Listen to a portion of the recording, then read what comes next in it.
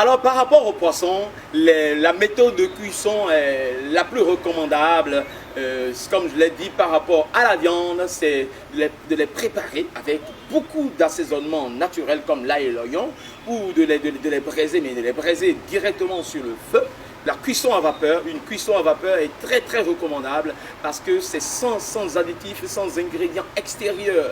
Nous devons toujours prioriser tout ce qui est naturel. Ce qui est naturel, les méthodes de cuisson naturelles sont vraiment recommandables pour notre bonne santé. Tout ce qui est ajout extérieur doit être le plus naturel, le plus sain et le plus naturel possible.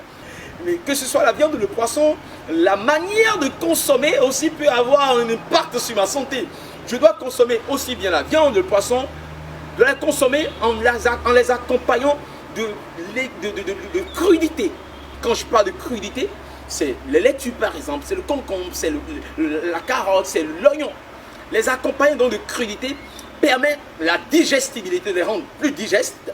Et deuxièmement, donc, permet donc de continuer cet effet antioxydant. Parce que, quelle que soit notre façon de cuire les aliments, nous n'allons pas toujours être parfaits. Tandis que, en accompagnant donc la viande, le poisson, de légumes de crudités, nous permettons donc à ces crudités, qui sont riches en antioxydants, de désintoxiquer donc dans notre estomac ces aliments-là, de telle sorte que les éléments négatifs qui s'y retrouveraient ne vont donc pas rentrer dans notre sang pour nous nuire par la suite. Alors, un mot de fin, si vous avez à choisir entre la viande ou le poisson, je vous préférerais le poisson. Osez prévenir la révolution du bien-être.